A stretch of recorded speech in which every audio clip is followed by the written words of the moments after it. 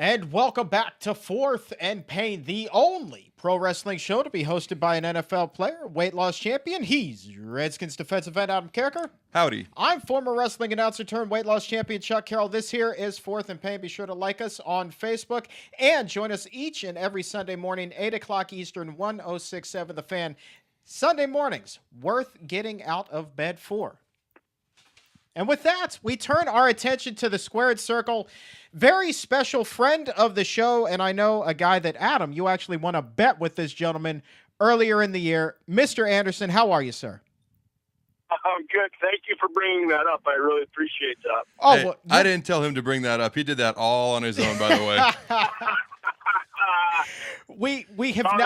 We have not had a chance to talk about that on the show, although I will say that I have seen the pictures on Twitter, and that was not a half bad jersey you were rocking, my friend. Hey, I've never seen you look so good.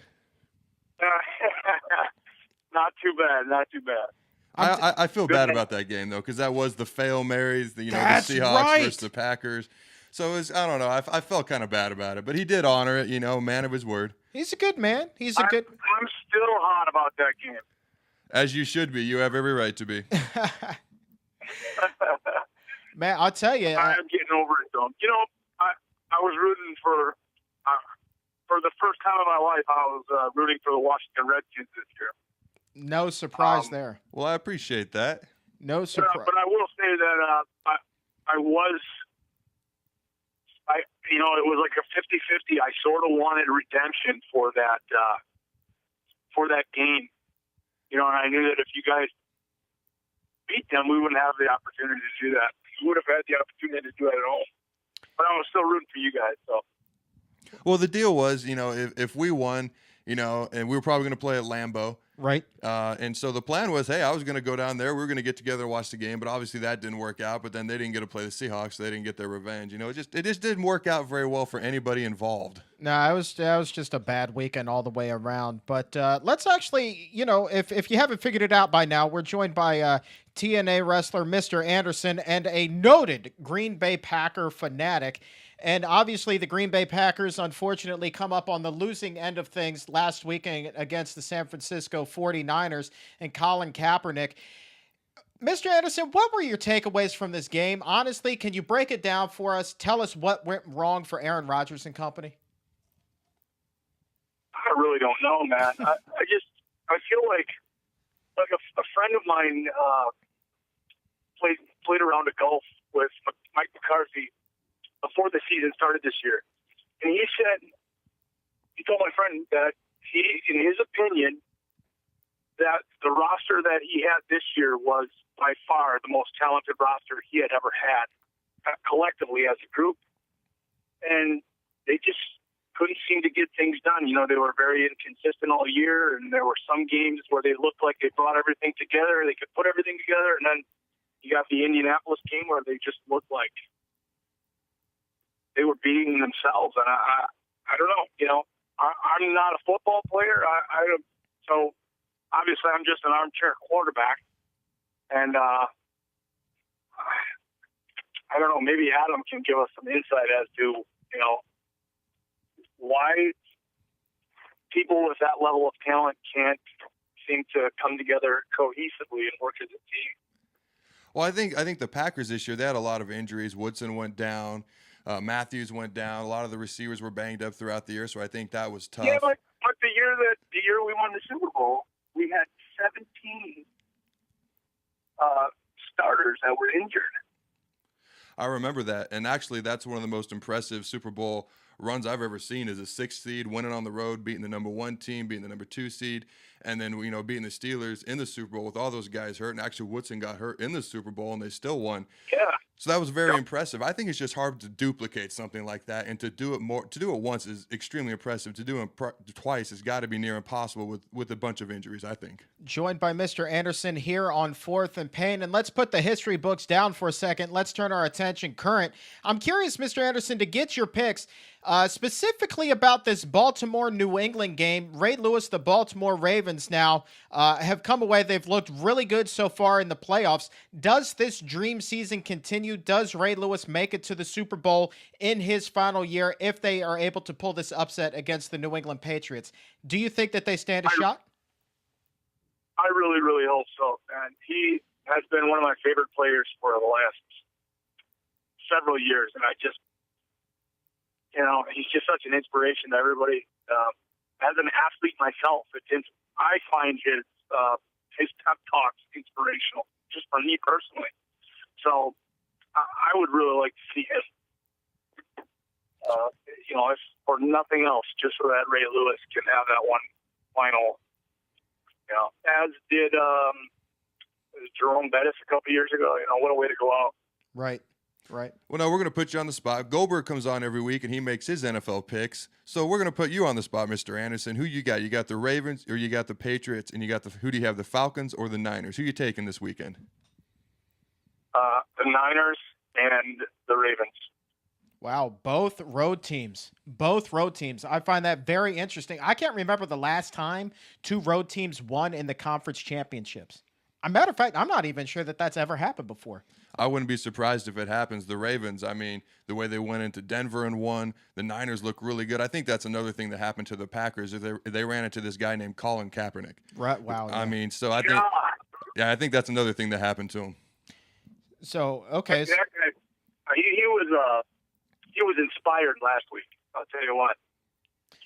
Not a particular fan of, his methodology, but, you get it done, you get it done. That's it. Not a fan of I'm not a big fan of the showboating and all that stuff. I absolutely hate it, but hey, you did the job, No, we paid for it. I got to get something out there because he stole my sack dance. Oh, is this right? I am not a big showboater. Number one, if I celebrate too much, I get tired, and then I have to go and play like 50 more plays.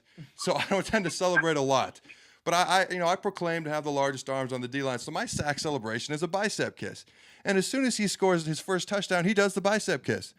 Now let it be known, I am not Colin Kaepernick. I'm not anywhere near as well known as he is, but I did it first. I want that out there, and I want it to be known. I did it first. He stole it from me. Yeah, you're putting him on notice. I am. That's right.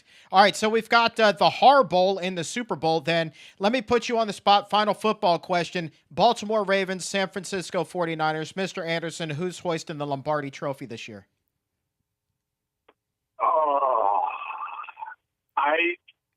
I wanted to be Ray Lewis and the Ravens, but I think it's the 49ers. Wow. I think he's scarred from this past weekend's game a little bit. It may be. I think he's severely impressed with the Niners. I'll put it that way. It may be. Yeah, that's it. My glorious Packers can't get beaten by anybody, and if they do, they must be the best team in the world, right? There you go. That Obviously, makes perfect sense. That is good logic right there. Hey, a question for you. This is something, Mr. Anderson, that we've been talking about on the show quite a bit, is that elbow brace that Ray Lewis is sporting. Your thoughts on this thing. Should that thing be illegal? Because to me, I'm thinking of him inside the wrestling ring trying to give a clothesline with that, and I'm thinking he's just going to straight decapitate someone. I like it. I don't have a problem with it. The international object. Exactly. Internet, not just a foreign object. That is an international. I love it. I love it. That's fair. I've been on the record as saying I would love to trade my knee brace in for his elbow brace because that thing just looks freaking cool. It's even cooler than J.J. Watt's, which I love to watch him just wear that thing. But yeah, bionic man. Couple of minutes left here in the interview. Want to transition? Want to talk a little bit about wrestling? I know, Adam, you keep up to date with TNA Impact each and every Thursday night on Spike Absolutely. TV. What has been going on with our friend Mr. Anderson as of late? Well, he got jumped by Aces and Eights a while back, and then he wasn't on the show. And I was going to text you and be like, what are you up to? What's going to be the update? Then all of a sudden he comes out and he is now a part of Aces and Eights, and I actually love it. I love you in the heel role. I love you as Aces and Eights. How did you get pulled into the Aces and Eights group? Well, you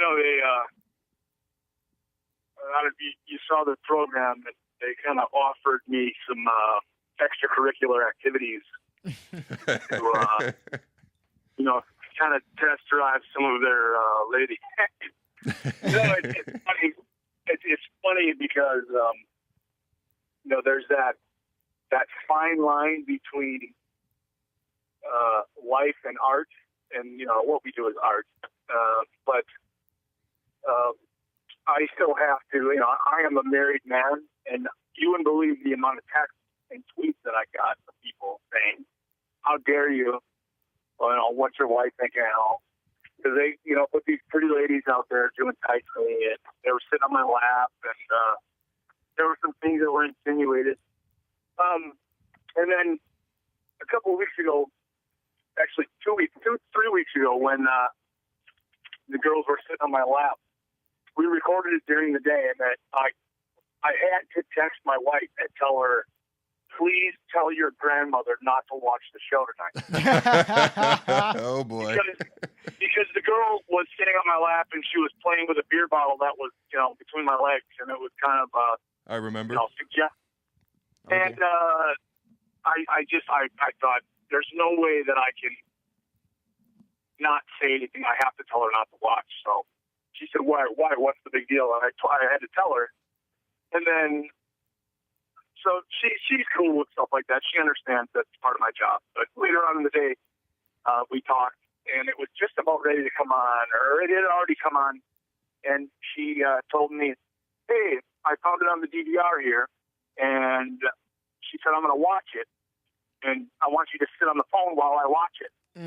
Okay, great. And then Oh boy. to wrap it up, I thought she was just sitting there by herself, and I hear her yell out, "Hey, Mom! Want to come see what you're doing on TV?"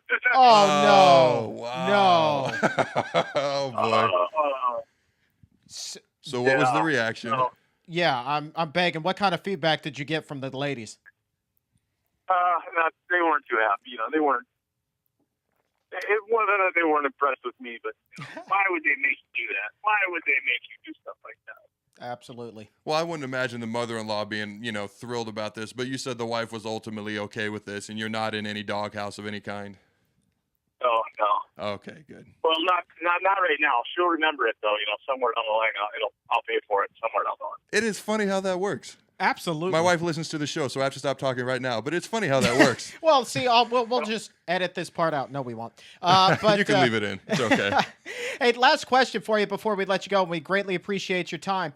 What can we expect out of TNA this year, 2013? We just reset the calendar. What is big and breaking on the horizon for this promotion? I think one of the biggest problems with wrestling over the course of the last maybe 5 to 10 years has been a lack of preparation, a lack of foresight. Wrestling companies just kind of always tend to fly by the seat of their pants. The storylines are submitted on the day that we perform them.